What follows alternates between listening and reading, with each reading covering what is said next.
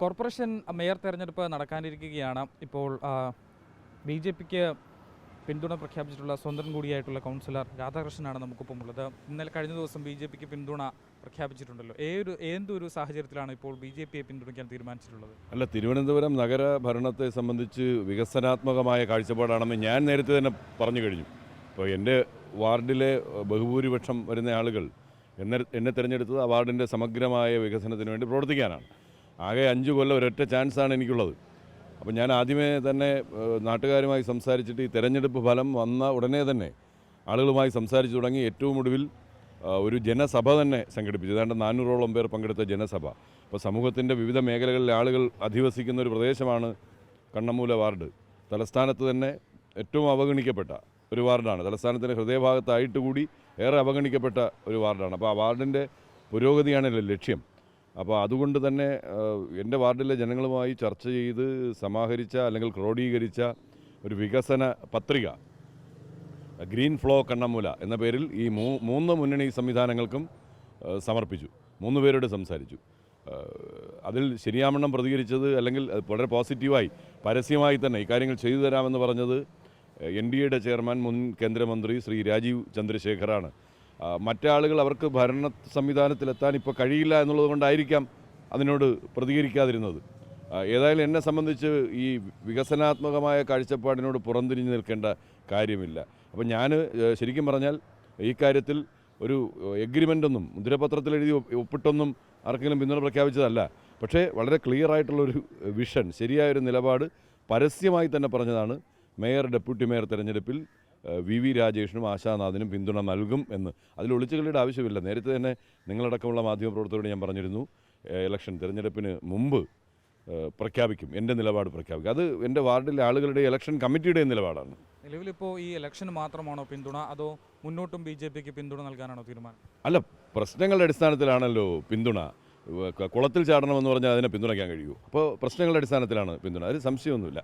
ഇത് ഭാവിയിൽ അപ്പോൾ നല്ല കാര്യങ്ങളാണെന്ന് തോന്നിക്കഴിഞ്ഞാൽ പിന്തുണയ്ക്കും. അത്രയേ ഉള്ളൂ. ഈ ചെയ്യുന്ന, ഞാൻ പറഞ്ഞല്ലോ, ഈ ഭൂരിപക്ഷം ലഭിച്ച ഒരു സംവിധാനത്തിനോട് പുറംതിരിഞ്ഞ് നിൽക്കുന്നത് എന്തിന്? എൻ്റെ മുമ്പിൽ മറ്റ് ഘടകങ്ങളൊന്നും എന്നെ ബാധിച്ചിട്ടില്ല.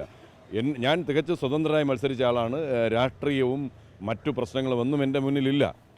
ഞാനൊരു അരാഷ്ട്രീയവാദിയൊന്നുമല്ല. എന്ന് വെച്ച് പ്രത്യേകിച്ചൊരു രാഷ്ട്രീയ പാർട്ടിയോട് വെറുപ്പോ അല്ലെങ്കിൽ പ്രത്യേക മമതയോ ഇല്ല. ഞാൻ പറഞ്ഞല്ലോ, 5 വർഷമാണ് എൻ്റെ മുമ്പിൽ ആകെ ലഭിക്കുന്നത്. അടുത്ത വർഷം എൻ്റെ വാർഡ് വനിതാ റിസർവേഷൻ വാർഡാണ്. അപ്പോൾ ഈ 5 കൊല്ലം നന്നായി കാര്യങ്ങൾ ചെയ്താൽ എൻ്റെ ജീവിതം സാർത്ഥകമാണ്. അല്ലെങ്കിൽ ആളുകൾ വളരെ മോശമെന്ന് പറഞ്ഞ് എഴുതിത്തള്ളും. അപ്പോൾ ആദ്യത്തെ തിരഞ്ഞെടുക്കുകയല്ലേ ബുദ്ധി. ഈ മറ്റൊന്ന്, ഇപ്പോൾ സ്വാഭാവികമായും ഒരു സ്വതന്ത്രൻ ബി ജെ പി അല്ലെങ്കിൽ ഏതെങ്കിലും പാർട്ടിയെ പിന്തുണയ്ക്കുമ്പോൾ ആദ്യം ഉണ്ടാകുന്നത് ഒന്നുകിൽ ഒരു ഓഫർ ലഭിച്ചു, ഇന്ന സ്ഥാനത്തേക്ക് ഒരു ഓഫർ ലഭിച്ചു, അല്ലാതെന്നുണ്ടെങ്കിൽ പണം കൈപ്പറ്റി എന്നുള്ള ആരോപണങ്ങൾ. ഈ ഒരു ആരോപണങ്ങൾ എങ്ങനെ നേരിടും? ഞാൻ ആകെ ഇവരെല്ലാം കണ്ട് സംസാരിച്ചത് നിങ്ങളൊക്കെ അറിയുന്ന വിധത്തിൽ എല്ലാവരോടും പറഞ്ഞുകൊണ്ടാണ്. ഒരു 6-7 മിനിറ്റ് മാത്രമാണ് ശ്രീ രാജീവ് ചന്ദ്രശേഖരൻ്റെ മുമ്പിൽ ചെലവഴിച്ചത്. അത്രയും സമയം തന്നെ ബഹുമാനായ ശ്രീ RP ശിവജിയുടെ മുമ്പിലും KS ശബരിനാഥിൻ്റെ മുമ്പിലും ഇരുന്ന് സംസാരിച്ചു. മറ്റൊന്നും ഞാൻ അവരോട് പറഞ്ഞിട്ടില്ല. ഇനി ഒരു ഓഫറിൻ്റെയും പുറകെ അങ്ങനെ പോകുന്ന ആളല്ല. എൻ്റെ ജീവിതം അറിയാവുന്നവർക്കറിയാം.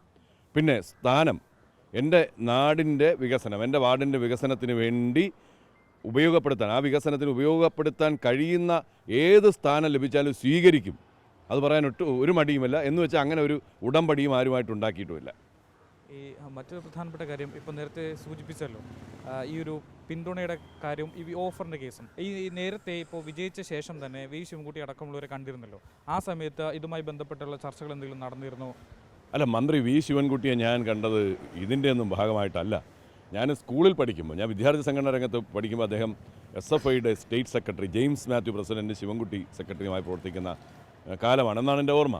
അപ്പോൾ അത് സ്വാഭാവികമായിട്ടും അദ്ദേഹം, അതുപോലെ ശ്രീ M വിജയകുമാർ, മുൻ സ്പീക്കർ M വിജയകുമാർ എൻ്റെ വീടിന് സമീപത്താണ്. ശ്രീ VM സുധീരൻ എൻ്റെ വാർഡിനകത്തെ വോട്ടറാണ്. അഡ്വക്കേറ്റ് JR പത്മകുമാർ എൻ്റെ വീടുമായിട്ടടക്കം അടുത്ത ബന്ധമുള്ള ആളാണ്. ശ്രീ C ശിവൻകുട്ടി BJPയുടെ സംസ്ഥാന നേതാവ്, ഇവരെല്ലാം പോയി കാണുന്നത് സ്വാഭാവികമാണ്. അവരുമായിട്ട് അങ്ങനെ ഒരു ചർച്ച ആ തരത്തിൽ തെരഞ്ഞെടുപ്പ് റിസൾട്ട് വന്നു പറഞ്ഞാൽ ഇവരെല്ലാം പോയി കാണുന്നു, അവരോട് അവരെന്നെ അഭിനന്ദിക്കുന്നു, നല്ല വാക്ക് പറയുന്നു, തിരിച്ചു പോകുന്നു. അല്ലാതെ ഒരു ചർച്ച അങ്ങനെ നടന്നിട്ടില്ല. അപ്പോൾ എന്തായാലും നല്ലത് കണ്ടാൽ ബി ജെ പിയെ തുടർന്നും പിന്തുണയ്ക്കും എന്നുള്ളത് തന്നെയാണ്. അല്ല, ഞാൻ ഏതെങ്കിലും മുന്നണിയോ പാർട്ടിയോ പിന്തുണയ്ക്കുമെന്ന് ഒരിടത്തും പറഞ്ഞിട്ടില്ല. ഈ നഗരസഭയിലെ ഭരണ സംവിധാനം വലിയ വികസന പ്രവർത്തനങ്ങൾ കൊണ്ടുവരും എന്ന് പറയുന്നൊരു സംവിധാനമാണ് ഇപ്പോൾ ചുമതലയേൽക്കാൻ വേണ്ടി പോകുന്നത്. നമുക്കറിയാമല്ലോ കഴിഞ്ഞ കാലങ്ങളിൽ ഈ നാടിൻ്റെ വികസനം ഒന്നും നടന്നില്ല എന്നൊന്നും ഞാൻ പറയില്ല. പക്ഷേ പിന്നെ നമുക്ക് ഇതിന് ഒരു കുതിച്ചു ചാട്ടം, തലസ്ഥാനത്തിൻ്റെ മുഖച്ഛായ മാറ്റുന്ന കുതിച്ചു ചാട്ടം ഉണ്ടാവണം. അതാരായാലും കൊണ്ടുവരട്ടെന്നേ, അതിനോട് മാറി നിൽക്കേണ്ട കാര്യമില്ല. ഏതായാലും തൻ്റെ നിലപാടുകൾ തുറന്ന് പറഞ്ഞിരിക്കുകയാണ്. BJP നല്ലത് ചെയ്താൽ പിന്തുണയ്ക്കും, അത് ഏത് രാഷ്ട്രീയ പാർട്ടിയാണെങ്കിലും നല്ലത് ചെയ്താൽ പിന്തുണയ്ക്കാൻ തന്നെയാണ് തീരുമാനം എന്നുള്ളതാണ് രാധാകൃഷ്ണൻ ഇപ്പോൾ വ്യക്തമാക്കിയിട്ടുള്ളതും. വീഡിയോ ജേർണലിസ്റ്റ് ശിവപ്രസാദിനൊപ്പം reporter Ashan Diego, in reporter, Thiruvananthapuram.